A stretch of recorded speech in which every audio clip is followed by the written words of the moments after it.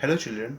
In previous lecture we discussed about the chapter number 1 in geography resources. हम discuss कर रहे थे resource के बारे में. उसमें काफ़ी वीडियो मैंने अपलोड भी कर दिया और काफ़ी कुछ आपने उसमें जाना भी. आपने राजू की स्टोरी से मैंने स्टार्ट किया था इस चैप्टर को. आगे बहुत सारा मैंने अपना टेक्नोलॉजी के बारे में बताया. टेक्नोलॉजी के बाद मैंने टाइप्स ऑफ रिसोर्सेज बताए थे. टाइप ऑफ रिसोर्सेज के बारे में हम डिस्कस कर रहे थे उसमें, जहां मैंने आपको बताया था रिसोर्सेज के 3 पार्ट किए गए हैं. नेचुरल, ह्यूमन मेड और ह्यूमन. 3 पार्ट्स मैंने बताया था उसको लेके. उसमें मैंने आपका नेचुरल रिसोर्सेज स्टार्ट किया था और मैंने बोला था नेचुरल रिसोर्सेज को अलग अलग टाइप्स के रूप में समझने का, कि इनके 3 टाइप्स हैं. मतलब ये 3 प्रकार से डिफाइन किए गए हैं. पहला मैंने बताया था डेवलपमेंट के आधार पर नेचुरल रिसोर्सेज 2 हैं, एक्चुअल, पोटेंशियल. दूसरा मैंने ओरिजिन के आधार पर नेचुरल रिसोर्सेज 2 बताया था, बायोटिक, अबायोटिक. और तीसरा मैंने स्टॉक एंड डिस्ट्रीब्यूशन के आधार पर भी नेचुरल रिसोर्सेज को 2 बताया था. वो बताया था मैंने यूबिक्विटोस और लोकलाइज्ड. यूबिक्विटोस मीन्स जो हर जगह पाया जाता है, लोकलाइज्ड मीन्स क्या, जो एक सिंपल एरिया में पाया जाता है. यूबिक्विटोस का मैंने एग्जांपल आपको बताया था एयर. एयर हर एक जगह पे पाया जाता है और ये बेस्ट रिसोर्स है. सिंपल मैंने आपको ये सारी बातें बताई थी कि ह्यूमन हो या एनिमल्स हो या कोई भी आप चीज़ें जो भी देखते हैं जिसका आप यूज़ करते हैं वो हर एक प्रकार का रिसोर्स है. चाहे जो आप यूज़ करते हो, जिस चीज़ों का यूज़ करते हैं वो रिसोर्स है एक प्रकार का. उसमें ह्यूमंस खुद आ जाता है, एनिमल्स आ जाता है और बहुत सारी चीज़ें आ जाती हैं. मतलब सिंपल मैं कहूँ, अर्थ पे जो भी चीज़ें हैं वो सब रिसोर्स हैं. कोई ऐसे रिसोर्स हैं जो आ जाते हैं आपके एक्चुअल में, कुछ ऐसे रिसोर्सेज हैं जो आ जाते हैं आपके सीधे पोटेंशियल में. क्लियर. आज उसी लेक्चर को आगे ले चलता हूं, यानी टाइप ऑफ रिसोर्सेज को आगे बढ़ाता हूं. पिछले टर्म पे मैं नेचुरल डिस्कस किया था, आज उसका सेकंड लेते हैं और वो है ह्यूमन मेड रिसोर्सेज. यानी जो नेचुरल रिसोर्सेज या जो रिसोर्सेज ह्यूमन के द्वारा मॉडिफाई करके, उसको मॉडिफाई करके यूज़ कर लिया जाए, ह्यूमंस के द्वारा वो यूज़ किया जाए, ह्यूमंस टेक्नोलॉजी के द्वारा उसको बना रहा है, उसका यूज़ कर रहा है. मतलब जो भी रिसोर्स आप यूज़ कर रहे हैं उसमें कुछ ना कुछ ह्यूमंस द्वारा बनाए जा रहे हो, तो ऐसे रिसोर्सेज को हम कहते हैं ह्यूमन मेड रिसोर्सेज. यानी वो नेचुरल रिसोर्स ही होता है, वो नेचर ही आपको देता है, लेकिन आपको क्या करना होता है, उसको मॉडिफाई करना होता है. ठीक. जैसे हो गया आपका आयरन ओर. ओर मीन्स क्या, चट्टान. तो जब तक उसमें है आयरन तब तक उसका कोई यूज ही नहीं, वो रिसोर्स ही नहीं है. लेकिन जिस दिन आपने ओर से आयरन को अलग कर लिया, आपने क्या किया, उसको मॉडिफाई कर लिया. फिर उस आयरन से आप यूज कीजिए, चाहे ब्रिज बनाने में यूज कीजिए, चाहे जो भी आप उस आयरन का यूज करते हैं जिन भी चीजों में, तो क्या हो जाएगा, एक वो रिसोर्स हो जाएगा. जब तक वो ओर में था वो कहाँ रिसोर्स था, कोई रिसोर्स ही नहीं है वो. लेकिन आपने क्या किया, उसको मॉडिफाई करके यूज किया, अब जाके वह एक आपका रिसोर्स बन गया. तमाम एग्जाम्पल हैं ऐसे. जो आपने ओर से आयरन्स को निकाल कर उसका यूज किया रिसोर्स के तौर पे, उस मेथड को एक्सट्रैक्शन कहते हैं. क्या कहते हैं, एक्सट्रैक्शन. ठीक है. यानी जो आप ओर से आयरन्स को निकाल के मॉडिफाई करके उसको रिसोर्स बना रहे हैं, उसको हम एक्सट्रैक्शन कहते हैं. क्लियर. तो तमाम एग्जांपल है, ब्रिज हो गया, बिल्डिंग हो गए, रोड्स हो गए. मतलब इन सबको आपने बनाया है, ये सब ह्यूमन मेड रिसोर्स है. बनाया कैसे, टेक्नोलॉजी का यूज़ करके. जैसे जैसे टेक्नोलॉजी का डेवलपमेंट होगा, जिन चीज़ों का आप यूज़ नहीं कर पा रहे हैं, जो पोटेंशियल नेचुरल रिसोर्सेज हैं जिनका आप यूज़ नहीं कर पा रहे हैं, इस टेक्नोलॉजी के दम पे आप उन भी नेचुरल रिसोर्सेज का आप यूज़ करेंगे. जिस दिन आप यूज़ करेंगे उनको, उसी को कहेंगे आप लोग ह्यूमन मेड रिसोर्सेज. क्लियर. तो ये बात की गई है. फिर नीचे मोना और राजू की बातचीत है, आपस में वो लोग डिस्कशन करते हैं इन्हीं सब के बारे में, क्योंकि मैंने आपको शुरू में ही स्टोरी बताया था कि ये राजू की स्टोरी है, राजू फ्रेंड्स की स्टोरी. तो मोना राजू की बातचीत है. नेक्स्ट जो आपका तीसरा टाइप्स है, वो टाइप है ह्यूमन रिसोर्सेज. पहला आपने क्या पढ़ा, नेचुरल रिसोर्सेज, वो मैंने बता दिया था. सेकंड आपने पढ़ा ह्यूमन मेड रिसोर्सेज, छोटा टॉपिक था, उसे आपने समझ लिया.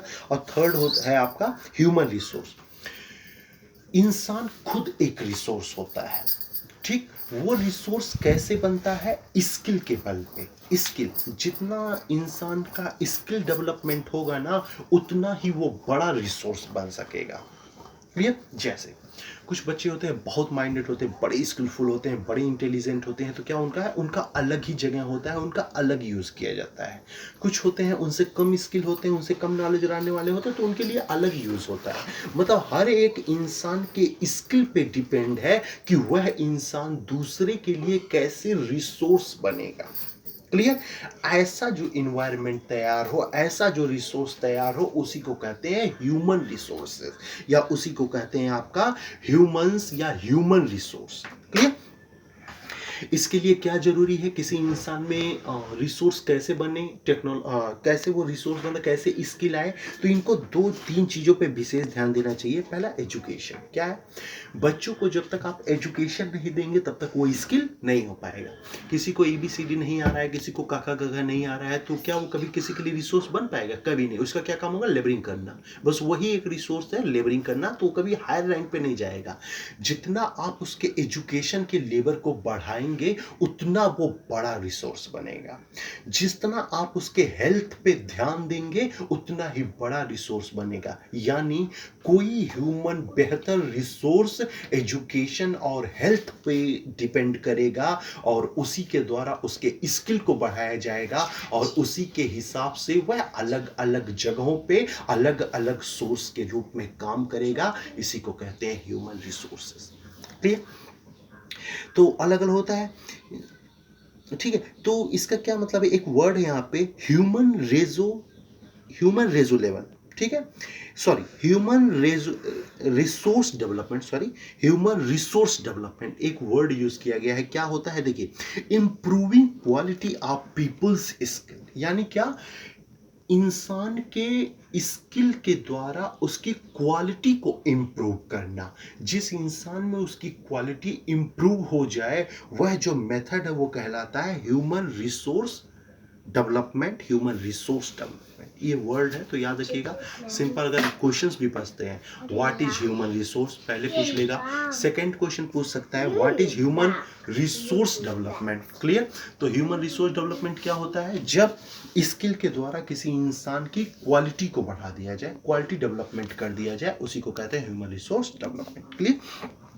तो आपका टाइप्स ऑफ रिसोर्सेज टॉपिक खत्म हुआ, जिसमें आपने 3 पार्ट्स मैंने दिखाए इसके। Natural resources, human made resources और ह्यूमन रिसोर्स।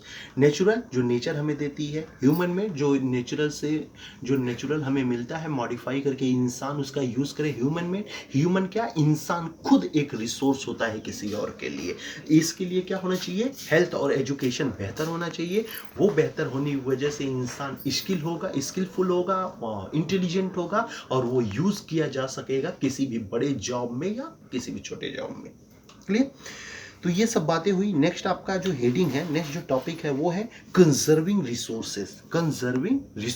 आइए डिस्कस करते हैं। इसमें स्टार्टिंग में एक स्टोरी दी है। मोना क्या है? रात में सोई है और एक नाइटमेयर मीन्स क्या होता है? बुरा सपना। एक बुरा सपना वो देखती है। मोना सोई है, रात में एक बुरा सपना देखती है। सपने में वो क्या देखती है कि पूरा जो वाटर है, अर्थ का पूरा वाटर खत्म हो गया है। जितने फॉरेस्ट है या जितने ट्रीज वगैरह है उनको कटिंग कर दिया गया है, और पूरा एरिया वीरान हो चुका है। मतलब एकदम सन्नाटा है, कोई है नहीं, इंसानी लाइफ खत्म हो चुका है, क्योंकि वाटर खत्म है, फॉरेस्ट खत्म है, तो इंसान ही कहाँ जिंदा रहेगा। तो ये वो एक नाइटमेयर देखती है और अचानक वो जग जाती है।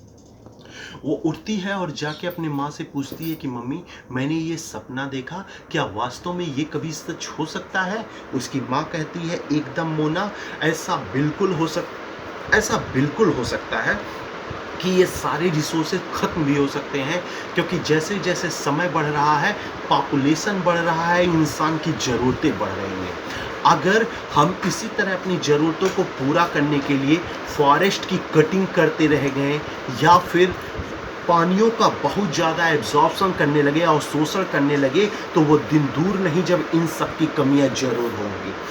एक समय ऐसा भी आ सकता है, आपको मैंने पढ़ाया था रीनेबल रिसोर्सेज और नॉन रीनेबल रिसोर्सेज, ये आपको मैंने डिस्कस किया था। मैंने नेचुरल रिसोर्स के 2 पार्ट किए गए थे, ओरिजिन में ध्यान होगा। रीनेबल मीन्स क्या होता है? जो फिर से वहाँ प्रोड्यूस हो सके। नॉन रीनेबल का मीन्स क्या होता है? जो एक बार खत्म हो जाए और दोबारा प्रोड्यूस नहीं हो सकता।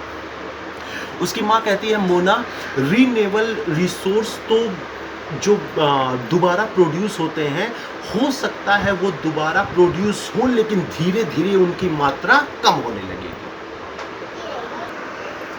रिन्यूअल क्या होता है, जो एक चीज़ें ख़त्म हो जाए और उसी की जगह पे फिर वो चीज़ें प्रोड्यूस हो सके, उत्पन्न हो सके, उसको कहते हैं रिन्यूअल।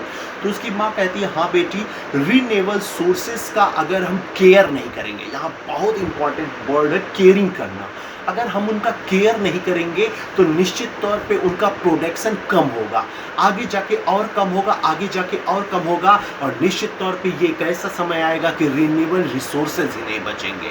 दूसरी बात, नॉन रिन्यूएबल जो रिसोर्सेज जो ये तो वैसे भी कम है, पेट्रोलियम वगैरह वैसे भी कम है, एक बार जब ये खत्म होते हैं तो दोबारा वहाँ तक प्रोड्यूस नहीं होते हैं, तो ये तो ऑन द स्पॉट तुरंत खत्म हो जाएगा अगर इंसान अपनी ज़रूरतों को इसी तरह बढ़ाता गया और अनावश्यक उसका यूज़ करने लगा, अननेसेसरी यूज़ करने लगा।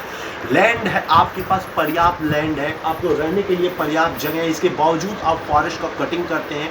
फॉरेस्ट कटिंग करने की वजह से वहाँ क्या होता है, इन्वायरमेंट प्रभावित होता है, आपके रिसोर्सेज कम हो जाएंगे। वो दिन दूर नहीं जब रिन्यूएबल रिसोर्सेज बहुत कम उपलब्ध होंगे और नॉन रिन्यूएबल रिसोर्सेज तो पूरी तरह खत्म हो जाएंगे। ये उसकी माँ कहती है मोना से। राजू भी वहाँ है, राजू भी इस बात को सुनता है और कहता है रिसोर्स कंजर्वेशन क्या होता है मॉम, रिसोर्स कंजर्वेशन क्या होता है इसे थोड़ा समझाइए। मोना की माँ कहती हैं देखिए रिसोर्स कंजर्वेशन क्या है, जब हम रिसोर्स को कंजर्व करें मीन्स उनका संरक्षण करें, यानी अगर हम एक वृक्ष को काट रहे हैं, एक पेड़ को काट रहे हैं, तो वहाँ और सारे पेड़ लगाए जाए।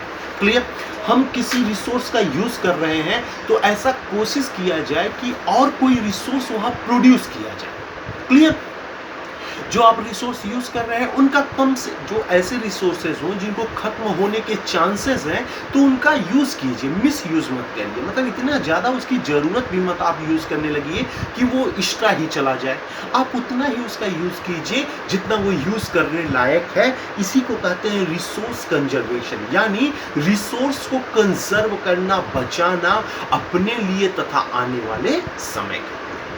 ये तो हो गया रिसोर्स कंजर्वेशन। क्वेश्चंस पूछते हैं आपके अच्छे खासे क्वेश्चंस बनते हैं। What is human made resource, what is human resource, what is resource conservation, what is sustainable development. Sustainable development बहुत इंपॉर्टेंट है। स्टार्टिंग में तो इस पर फोकस नहीं किया गया, इसका मतलब होता है अस्थायी विकास, तो स्टार्टिंग में इस पर फोकस नहीं किया गया, लेकिन 2012 के बजट में, 2012 भी था शायद, उसी बजट में पहली बार वित्त मंत्री पी चिदम्बरम ने इस वर्ड को लाया है। ये सस्टेनेबल डेवलपमेंट ये पी चिदम्बरम लेकर आए थे। हालांकि ये वर्ड है वर्ल्ड बैंक का। वर्ल्ड बैंक ने 2005 में अपनी रिपोर्ट में कहीं ना कहीं सस्टेनेबल डेवलपमेंट के बारे में बताया था। सस्टेनेबल डेवलपमेंट क्या होता है, देखो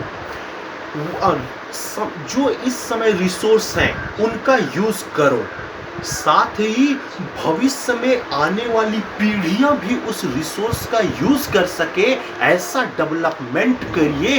यही कहलाता है सस्टेनेबल डेवलपमेंट, यानी वर्तमान में रिसोर्स का यूज करिए लेकिन आने वाली पीढ़ियों को बिना प्रभावित किए, without effect to future crops.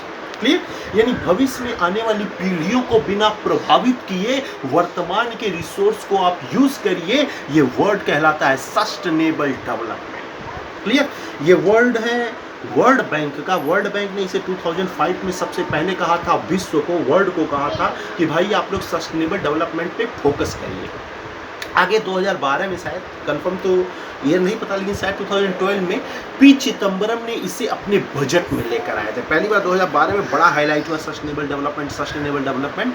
तो ये पी चिदम्बरम लेके आए थे 2012 में कि रिसोर्स आप यूज़ करिए, जो आप प्रेजेंट टाइम में रिसोर्स देखते हैं उसे आप यूज़ करिए, लेकिन उससे आने वाली पीढ़ियाँ प्रभावित ना हो, उनका ध्यान रखते हुए। यही कहलाता है सस्टेनेबल डेवलपमेंट। क्लियर, तो आज आपका लेक्चर मैं यही रोकता हूँ। आज काफ़ी टॉपिक आपने पढ़ा। नेक्स्ट वीडियो में मैं इस चैप्टर के आपके ख़त्म कर दूँगा। ज्योग्राफी का चैप्टर 1 मैं ख़त्म कर दूँगा। मैं पहले भी बता चुका हूँ आपका एग्ज़ाम जुलाई में आने वाला है, 3 हिस्ट्री से, 1 ज्योग्राफी और 1 सिविक्स से। तो कल यानी मंडे को क्या होगा, आपका ज्योग्राफी फिनिश हो जाएगा। ज्योग्राफी फिनिश कर दूंगा चैप्टर 1 और नेक्स्ट वीडियो में मैं आपका सिविक्स नंबर चैप्टर 1 स्टार्ट करूंगा। यानी अब सिविक्स भी चैप्टर 1 में फिनिश कर दूंगा, फिर 3 उधर 2 इधर यानी 5 चैप्टर आप एसएसटी तैयार कीजिए, उसके क्वेश्चंस आपको करने होंगे। क्लियर? दूसरी बात, ये आज जो टॉपिक मैंने पढ़ाया, तमाम हेडिंग मैंने पढ़ाया, इन सारे टॉपिक से रिलेटेड मैं क्वेश्चंस आपके पास सेंड कर रहा हूँ, आप उस क्वेश्चंस का आंसर दीजिए। मैं पहले भी बता चुका हूँ, जो होमवर्क मैं आपके पास सेंड कर रहा हूँ, क्वेश्चंस उसी होमवर्क वाले क्वेश्चंस से ही रहेंगे। इसलिए सिंपल अगर मैं कहूँ तो होमवर्क अगर आप तैयार कर लिए तो आपका क्वेश्चन पेपर तैयार हो जाएगा। क्लियर? तो नेक्स्ट वीडियो में मैं ज्योग्राफी का चैप्टर नंबर 1 फिनिश कर दूंगा और उसके नेक्स्ट वीडियो में मैं आपका सिविक्स का चैप्टर नंबर 1 स्टार्ट करूंगा। दिए हुए क्वेश्चंस को आप सॉल्व करिए। Thank you.